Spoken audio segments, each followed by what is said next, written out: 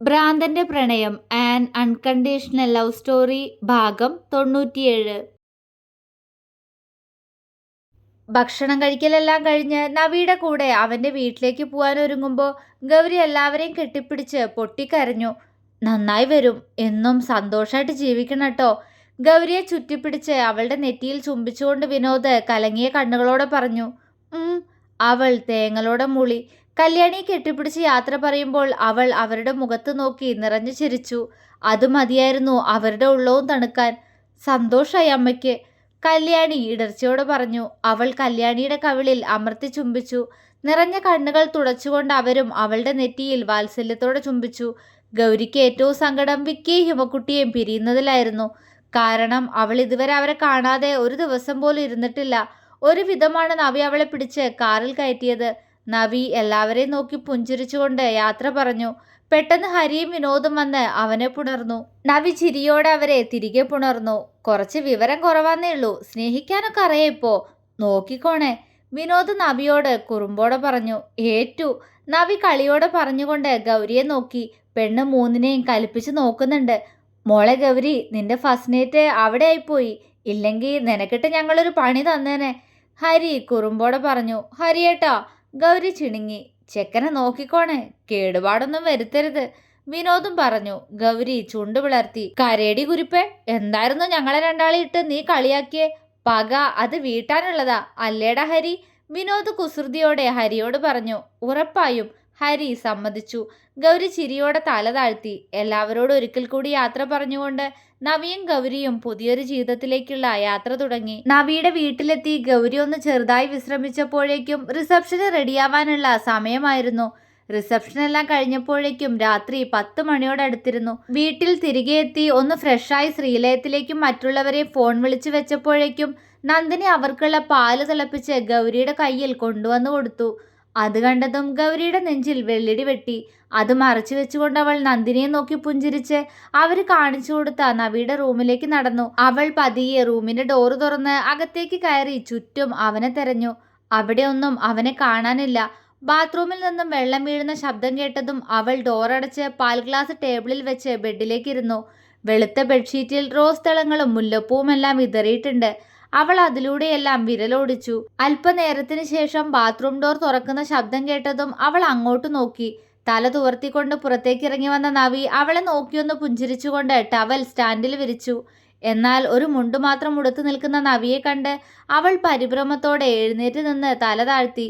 അവന്റെ കാലടികൾ അടുത്തേക്ക് വരുന്നത് മനസ്സിലായതും അവൾ ഉമിനീർ വിഴുങ്ങിക്കൊണ്ട് അവനെ നോക്കി. എന്താണ് എൻ്റെ കുണ്ടുമണിയുടെ മുഖത്ത് ഒരു പരിഭ്രമമൊക്കെ? അവൻ കുറുമ്പോടെ അവളോട് ചോദിച്ചു. എന്താ ഷർട്ടിടാത്തെ? ഷർട്ടിട്, അവൾ വിറച്ചുകൊണ്ട് പറഞ്ഞു. നവിയുടെ ചുണ്ടിൽ കള്ളച്ചിരി മിന്നി. ഏയ് അതൊന്നും വേണ്ടടോ, കുറച്ചു കഴിഞ്ഞാൽ ഞാൻ തന്നെ ഇതൊക്കെ വലിച്ചു കുറച്ച് കളയേണ്ടി വരും.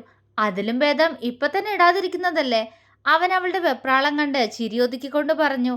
ഗൗരി അവനെ മിഴിച്ചു നോക്കി. അത് കണ്ടിട്ടും കാണാത്തതുപോലെ അവൻ ടേബിളിൽ നിന്ന് പാൽ ഗ്ലാസ് എടുത്ത് അവളുടെ ചുണ്ടോട് മുട്ടിച്ചു. ആദ്യം നവീനേട്ടനാ, അവൾ പറഞ്ഞു. ഏയ് അങ്ങനൊന്നുമില്ല, നീ ഇത് കുടിക്കേ, അവൻ പറഞ്ഞതും അവൾ തലയാട്ടിക്കൊണ്ട് അതിൽ നിന്നും 2 മിടുക്കിറക്കി. മതിയോ, അവൻ ചോദിച്ചു. അവൾ മൂളി. അവൻ അവളെ ചിരിയോടെ നോക്കിക്കൊണ്ട് ബാക്കി പാല് മുഴുവനും കുടിച്ച് ഗ്ലാസ് ടേബിളിലേക്ക് വെച്ചു. അവൾ ഇട്ടിരിക്കുന്ന ടോപ്പിൽ കൈ ചുരുട്ടി പിടിച്ചു. എങ്ങനെയാ, ബാക്കി കാര്യങ്ങളിലേക്ക് കടക്കല്ലേ, അവൻ അവളുടെ അടുത്തേക്ക് അല്പം ചേർന്ന് നിന്നുകൊണ്ട് ചോദിച്ചു. ഗൗരി ഉള്ളിലെ വിറയൽ മറച്ചു വെച്ച് അവനെ കൂർപ്പിച്ചു നോക്കി. മിണ്ടാതെ പോയി കടന്നോ, എന്നെ പറ്റിച്ചില്ലേ, ഞാൻ മിണ്ടില്ല, അവൾ മുഖം വീർപ്പിച്ചു. നവി ചിരിയോടെ അവളെ നോക്കി. അതെന്റെ ഗൗരിയെ കിട്ടാൻ വേണ്ടിയിട്ടല്ലേ, നീ നിന്റെ ഉള്ളിലെ ഇഷ്ടം തുറന്നു പറയാൻ വേണ്ടിയല്ലേ, ക്ഷമിക്കടോ, അവൻ അവളുടെ കവിളിൽ തലോടി. അവൾ ആ കണ്ണുകളിലേക്ക് തന്നെ നോക്കി. അറിയാതെ ചുണ്ടുകളൊന്ന് വിടർന്നു പോയി. എന്തേ ഇങ്ങനെ നോക്കുന്നേ? അവളുടെ നോട്ടം കണ്ട് അവളുടെ കയ്യിൽ പിടിച്ച് ബെഡിലിരുത്തി അവൾക്കടുത്തായി ഇരുന്നു കൊണ്ട് അവൻ ചോദിച്ചു.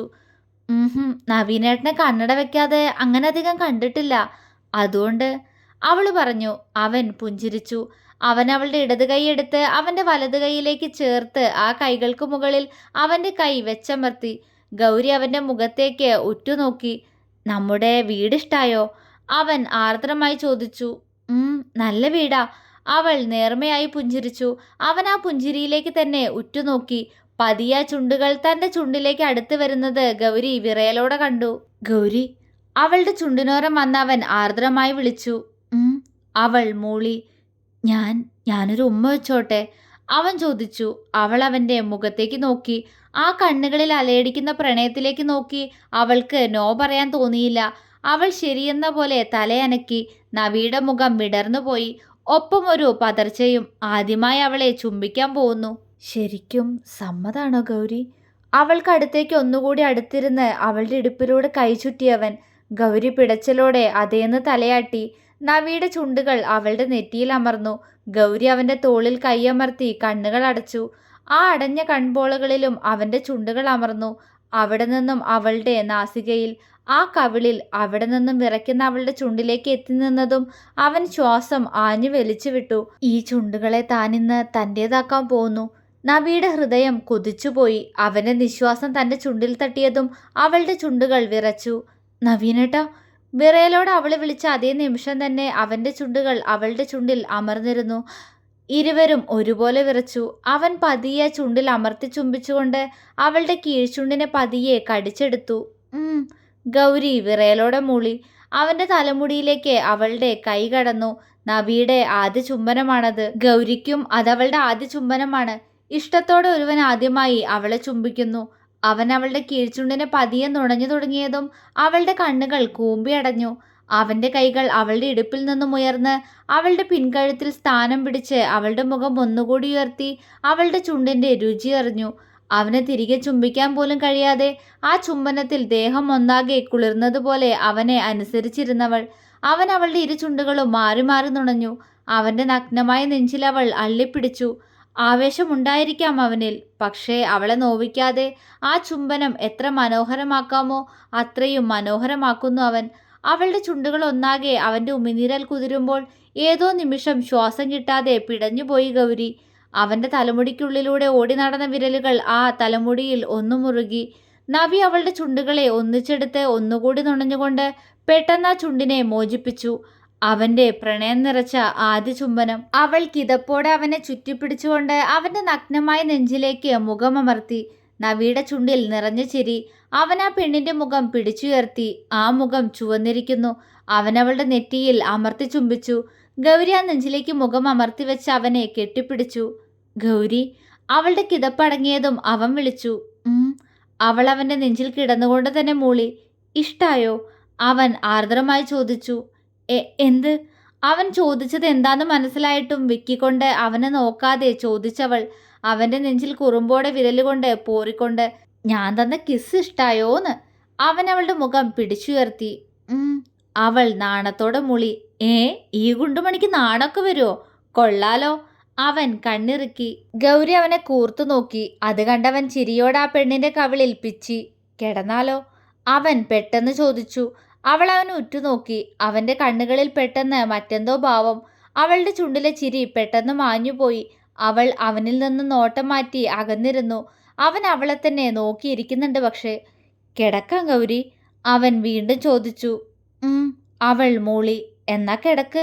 അവൻ അവളുടെ പേടി നിറഞ്ഞ കണ്ണുകളിലേക്ക് തന്നെ നോക്കിക്കൊണ്ട് പറഞ്ഞു. അവൾ തലയാട്ടിക്കൊണ്ട് പെട്ടെന്ന് ബെഡിൽ കയറിക്കിടന്നു. അവളുടെ ശരീരം എന്തിനോ വിറച്ചു. അവൾ ഒരു വശത്തേക്ക് ചെരിഞ്ഞു കിടന്ന് കാലുകൾ മടക്കി ഒന്നുകൂടി കൂനിക്കൂടി കിടന്നു. ലൈറ്റ് വേണോ നിനക്ക്? അവൻ ചോദിച്ചു. Bed lamp? അവൾ പറഞ്ഞു. അവൻ മൂളിക്കൊണ്ട് ലൈറ്റ് ഓഫാക്കി ബെഡ് ലാമ്പ് ഇട്ടു. ബെഡിൽ അവൻ കയറി കിടന്നത് അവൾ അറിഞ്ഞു. എന്തിനാണ് ഈ പേടി? നിന്റെ പ്രണയല്ലേ ഗൗരി നവീനേട്ടൻ? അവൾ അവളോട് തന്നെ ചോദിച്ചു. അതെ, എന്റെയാ. അവൾ മറുപടി പറഞ്ഞു. പിന്നെയും എന്തിനാ നിനക്ക് പേടി? അവളുടെ മനസ്സ് വീണ്ടും അവളോട് ചോദിച്ചു.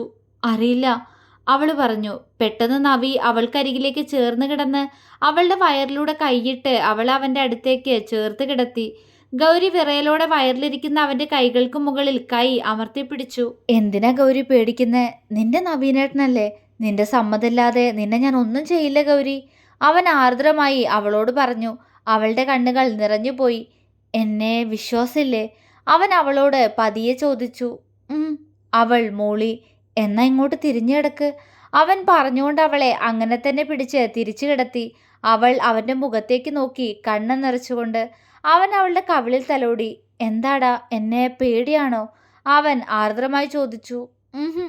അവൾ തേങ്ങലോടെ അല്ല എന്ന് മൂളി. പിന്നെ എന്തിനാ എൻ്റെ ഗൗരിയുടെ കണ്ണ് നിറഞ്ഞ്? അവൻ വാത്സല്യത്തോടെ ചോദിച്ചു. അത് അത് വേദനിക്കും. എനിക്ക് എനിക്ക് പേടിയാ. അവളിൽ നിന്നൊരു തേങ്ങലുയർന്നു. നവിയുടെ കണ്ണ് നിറഞ്ഞുപോയി. അവൻ പെട്ടെന്ന് അവളെ ചുറ്റിപ്പിടിച്ച് അവളുടെ മുഖം അവൻ്റെ നെഞ്ചിലേക്ക് പൂഴ്ത്തി വെപ്പിച്ചു. അവളുടെ കണ്ണുനീർ അവൻ്റെ നെഞ്ചിനെ നനച്ചു. ആര് പറഞ്ഞു വേദനിക്കുന്ന്? അവൻ പതിയെ ചോദിച്ചു. എനിക്കറിയാലോ, അവൾ തേങ്ങിക്കൊണ്ട് പറഞ്ഞു. എന്തിനാ അതൊക്കെ ഓർത്തെ? അതൊക്കെ മറന്നിട്ടല്ലേ എൻ്റെ ഗൗരി എന്നെ സ്നേഹിക്കാൻ തുടങ്ങിയേ? അവൻ ചോദിച്ചു. പക്ഷെ പെട്ടെന്ന് നമ്മുടെ ഫസ്റ്റ് നൈറ്റ് ഞാൻ പെട്ടെന്ന്. അവൾ അവൻ്റെ മുഖത്തേക്ക് നോക്കി. അവൻ അവളുടെ നെറ്റിയിൽ ചുംബിച്ചു. എനിക്ക് മനസ്സിലാവട്ടോ നിന്നെ. ഒന്നും ഓർക്കണ്ട. പിന്നെ ഞാൻ നിന്നെ സ്നേഹിക്കുമ്പോൾ വേദനിക്കൊന്നുമില്ല ഗൗരി. അവൻ പറഞ്ഞതും അവൾ കണ്ണു തുടച്ചുകൊണ്ട് സംശയത്തോടെ അവനെ നോക്കി. എന്തേ? അവൻ ചോദിച്ചു. അതെന്താ? അവൾക്ക് സംശയം. അത് നമ്മൾ രണ്ടാളും ഒന്നാവുമ്പോൾ അവിടെ പ്രണയം കാണില്ലേ ഗൗരി? അപ്പം എങ്ങനെ വേദനിക്കാനാ? അവൻ പുഞ്ചിരിയോടെ ചോദിച്ചു. അവൾ അവനെ കണ്ണ് വിടർത്തി നോക്കി. പ്രണയം, അതെ പ്രണയം. അവളുടെ ചുണ്ടുകൾ മൊഴിഞ്ഞു. നോക്ക്, കഴിഞ്ഞതൊക്കെ കഴിഞ്ഞു. അതല്ല എൻ്റെ ഗുണ്ടുമണി, ഒരു സ്വപ്നം കണ്ടതാന്ന് കരുതിയാൽ മതി കേട്ടോ. നമ്മൾ കുറേ ദുസ്വപ്നമൊക്കെ കാണാറില്ലേ? അതുപോലെ മറന്നു കളയണം അതെല്ലാം. അവൻ അവൾക്ക് പറഞ്ഞു കൊടുത്തു. എല്ലാം മറന്നതാ ഞാൻ. എൻ്റെ ഉള്ളിൽ എൻ്റെ നവീനേട്ടൻ മാത്രമേ ഉള്ളൂ, സത്യം. പക്ഷെ പെട്ടെന്ന് അന്നെനിക്ക് അയാളെന്നെ ഒരുപാട് വേദനിപ്പിച്ചു. ആദ്യമായിട്ട് ഞാൻ അറിഞ്ഞില്ല, ബോധമില്ലായിരുന്നു എനിക്ക്. പക്ഷെ പിന്നീട് പലതവണ അതൊക്കെ എനിക്ക് ഗൗരി, അവൾ പറഞ്ഞു മുഴുവനാക്കും മുന്നേ അവൻ ശാസനയോടെ അവളെ വിളിച്ചു. അവൾ പെട്ടെന്ന് അവൻ്റെ നെഞ്ചിലേക്ക് മുഖം പൂഴ്ത്തി അവനെ കെട്ടിപ്പിടിച്ചു. അതുവരെ മറച്ചു വെച്ച നവിയുടെ കണ്ണുനീർ പുറത്തേക്ക് ഒഴുകി. ഗൗരി. കുറച്ചു നേരത്തിന് ശേഷം അവൻ അവളുടെ തലയിൽ തലോടിക്കൊണ്ട് വിളിച്ചു. അവൾ മൂളി. എന്നെ നോക്ക്, അവൻ പറഞ്ഞു. അവൾ അവൻ്റെ മുഖത്തേക്ക് നോക്കി. നിനക്ക് എന്നെ വേണമെന്ന് തോന്നുന്നോ അന്നേ ഞാൻ നിന്നെ എല്ലാ അർത്ഥത്തിലും എൻ്റെ സ്വന്തമാക്കുള്ളൂ ഗൗരി. അതുവരെ ഒന്നും വേണ്ട. ഈ നെഞ്ചോട് ചേർന്ന് നീ ഉണ്ടായാൽ മാത്രം മതി എനിക്ക്. അവൻ്റെ സ്വരം ആർദ്രമായി. ആ വാക്കുകളിൽ അവൾ അവനെ അത്ഭുതത്തോടെ നോക്കി. എന്താടി കുണ്ടുമണി ഇങ്ങനെ നോക്കുന്നേ? അവളുടെ സങ്കടം മാറ്റാനായി അവൻ കുറുമ്പോടെ ചോദിച്ചു. ഒപ്പം ആ കൈകൾ അവളുടെ കവിളിൽ ഒന്ന് പിച്ചി. പോടാ, അവൾ അവനെ നോക്കി ദേഷ്യത്തോടെ വിളിച്ചു. ഡി, എന്താ വിളിച്ചേ? പോടാന്നോ? അവൻ ചിരിയോടെ പറഞ്ഞുകൊണ്ട് അവളുടെ വയറ്റിൽ ഇക്കിളിയാക്കി. നവീനേട്ടാ വേണ്ട. അവൾ പൊട്ടി ചിരിച്ചുകൊണ്ട് അവൻ്റെ നെഞ്ചിലേക്ക് മുഖം അമർത്തിക്കിടന്നു. അതുവരെ ഉണ്ടായിരുന്ന അവളുടെ സങ്കടങ്ങളെപ്പോലും അവൻ ഒരു നിമിഷം കൊണ്ട് മായ്ച്ചു കളഞ്ഞു. ഗൗരി ചിരിയോടെ അവനെ ചുറ്റിപ്പിടിച്ചു കിടന്നു. നവിയുടെ കൈകളും അവളെ ചേർത്തു പിടിച്ചു. പതിയെ രണ്ടുപേരുടെയും കണ്ണുകൾ അടഞ്ഞു പോകുമ്പോഴും ഇരുവരുടെയും ചുണ്ടിൽ ഒരു പുഞ്ചിരി ഉണ്ടായിരുന്നു. പ്രണയത്തിൻ്റെ പുഞ്ചിരി. തുടരും.